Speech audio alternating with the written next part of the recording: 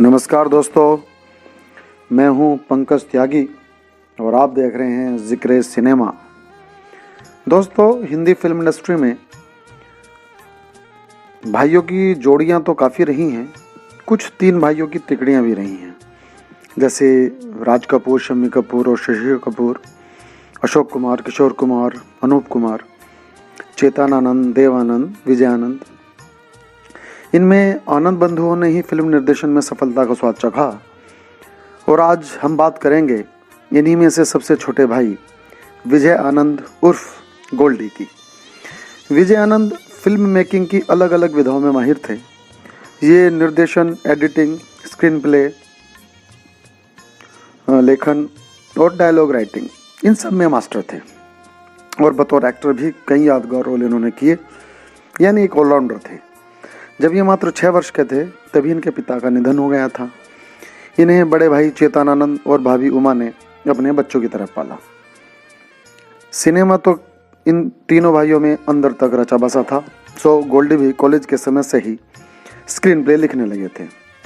19 साल की उम्र में ही गोल्डी ने अपनी भाभी उमा के साथ मिलकर चेतन आनंद की फिल्म टैक्सी ड्राइवर की स्क्रिप्ट लिखी। आज फिल्म इंडस्ट्री में नेपोटिज्म लफ्ज खूब चर्चित है, लेकिन यह भाई भतीजावाद आपको एक अदद ब्रेक ही दिला सकता है। आगे की राह स्वयं बनानी होती है। विजय आनंद ने यह राह बखूबी बनाई। गोल्डी ने कॉलेज खत्म करते करते एक फिल्म की स्क्रिप्ट लिख ली थी और देवानंद को कई मर्तबा सुनाना चाहा, लेकिन देव साहब उन्हें भी छोटा है ये मानकर इग्नोर करते रहे। तब तक चेतन आनंद के बैनर नवकेतन से अलग हो चुके थे और उन्होंने अपना एक अलग बैनर बना लिया था, हिमालय फिल्म्स। एक दिन देवानंद महाबलेश्वर जा रहे थे तो साथ में गोल्डी को भी ले लिया और मुंबई महाबलेश्वर के रास्ते में ही कार में विजय आनंद ने अपनी स्क्रिप्ट को नैरेट किया। देव साहब ने उसी वक्त इस स्क्रिप्ट पर फिल्म बनाने का फैसला कर लिया। उन्हें इतनी अच्छी स्क्रिप्ट लगी थी और डायरेक्शन का जिम्मा भी विजय आनंद को ही दिया। फिल्म का नाम था 9-2-11। हीरो देवानंद थे और इसमें हीरोइन थी कल्पना कार्तिक, जो कि बाद में देवानंद की पत्नी भी बनी। तो यह फिल्म कल्पना कार्तिक की आखिरी फिल्म थी। इसके बाद इन्होंने फिल्मों में काम नहीं किया। तो इस प्रकार देवर यानी विजय आनंद की पहली फिल्म और भाभी कल्पना कार्तिक की आखिरी फिल्म 9-2-11 बहुत सुपरहिट फिल्म रही। एक अलग तरह की फिल्म थी, उस समय ऐसी फिल्में नहीं बना करती थी। तो विजय आनंद ने 24 साल की उम्र में ही कामयाबी हासिल कर ली। मैं सोचता हूँ कि उस समय के फिल्म मेकर असल में टैलेंट का डायनामाइट थे। जैसे राज कपूर, उन्होंने भी 24 साल की उम्र में ही एक अपना स्टूडियो भी बना लिया था, अपनी फिल्म बना ली थी आग। खैर, राज कपूर की बात हम फिर करेंगे। फिर गोल्डी ने अपनी दूसरी फिल्म नवकेतन के लिए बनाई काला बाजार।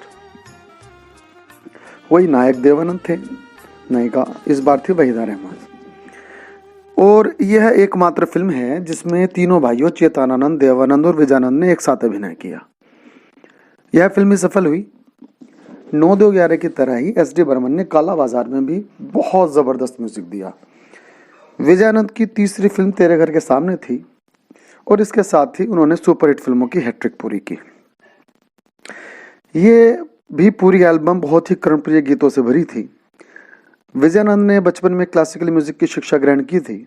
यही सबब था कि उनकी हर फिल्म में म्यूजिक बेहतरीन होता था। इस अर्बन रोमांटिक ट्रायलॉजी के बाद जो फिल्म विजय आनंद ने निर्देशित की, वह न सिर्फ विजय आनंद के करियर की सबसे बड़ी फिल्म साबित हुई, बल्कि हिंदी फिल्म इंडस्ट्री की कालजयी फिल्मों में से एक है।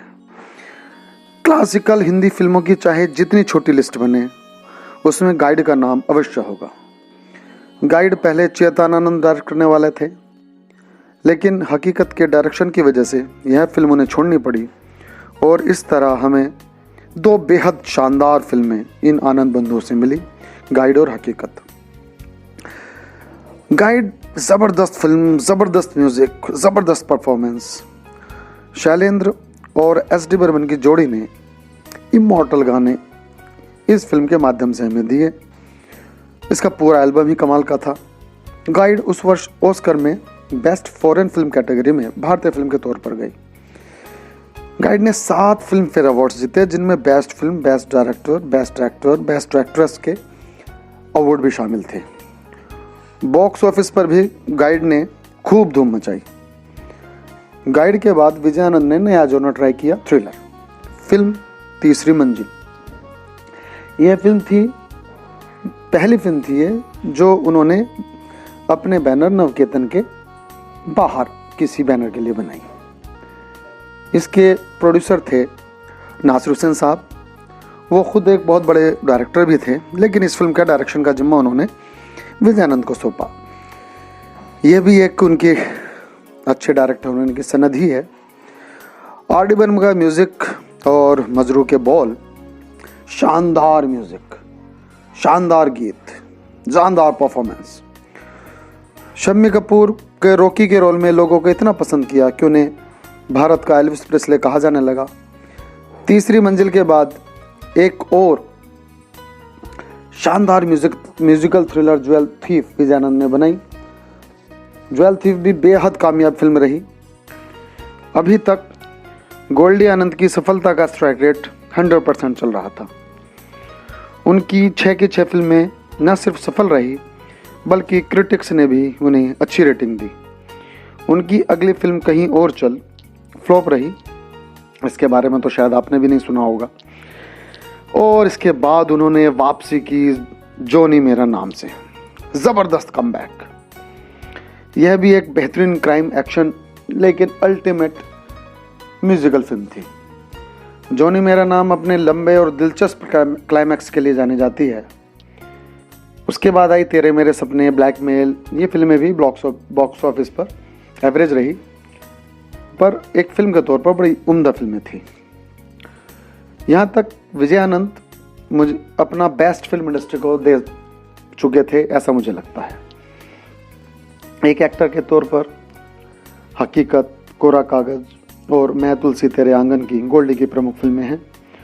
दूरदर्शन पर डिटेक्टिव सीरियल तहकीकात में भी सैम डे सिल्वा का रोल जो उन्होंने किया था, एक जासूस का रोल था, वो अभी भी याद किया जाता है।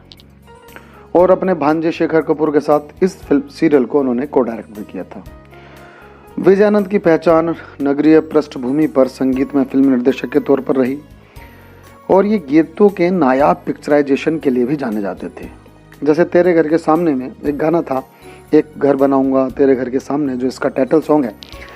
इस गीत में नूतन को इन्होंने गिलास के अंदर फिल्माया, जो इससे पहले कभी नहीं हुआ था, और काफ़ी अच्छा पिक्चराइजेशन है उस गाने का। एक और गाना है इस फिल्म का, दिल कब हमर करे पुकार, जो कि कुतुब मीनार के अंदर शॉट हुआ था। बड़ा दिलचस्प फिल्मांकन है। गाइड में आज फिर जीने की तमन्ना है, ये गीत भी एक अच्छे पिक्चराइज्ड गानों में से एक माना जाता है। ज्वेल थीफ में होठों में ऐसी बात मैं दबा के चली आई, बहुत अच्छा गाना जो इस ज्वेल थीफ के क्लाइमैक्स में था, और इसमें बड़ा लॉन्ग शॉट्स में ये गाना इन्होंने पिक्चराइज किया है। बहुत लंबा इंटरल्यूड है, उसको बड़ा अच्छी तरीके से इन्होंने संभाला है। और मुझे याद आते हैं जॉनी मेरा नाम का गीत, पल भर के लिए कोई हमें प्यार कर ले। इसमें जिस घर में यह गीत फिल्माया जा रहा था, मैं तो जब देखता था, अभी भी देखता हूँ, तो उसकी खिड़कियाँ गिनता हूँ कि इसमें कितनी खिड़कियाँ, और आप भी अवश्य गिनते होंगे। एक और गीत मुझे याद आता है इस फिल्म का, ओ मेरे राजा। इसमें यह भी नालंदा की बहुत ही खूबसूरत वादियों में इसको पिक्चराइज किया गया था। तेरे मेरे सपने का गीत भी बहुत अच्छा मुझे लगता है। जीवन की बगिया महकेगी, लहकेगी, चहकेगी। इसमें मुमताज़ पूर्ण भारतीय परिधान में बला के खूबसूरत लगी है। और ब्लैकमेल फिल्म के 2 गीत, पल पल दिल के पास तुम रहती हो, ये तो बहुत ही खूबसूरत तरीके से फिल्मांकन है इस फिल्म का। और एक गीत जो आपने शायद ना सुना हो, इस फिल्म के क्लाइमैक्स में ही एक गाना है, मिले मिले दो बदन। उसे आप देखिएगा और देख के ही आप इसका अंदाज़ा लगा पाएंगे कि ये कितना बेहतरीन तरीके से पिक्चराइज हुआ है। आज विजय आनंद हमारे बीच नहीं है, बस हम तो इतना ही कह सकते हैं, विजय आनंद जी हमें इतनी मनोरंजक और क्लासिकल फिल्में देने का शुक्रिया।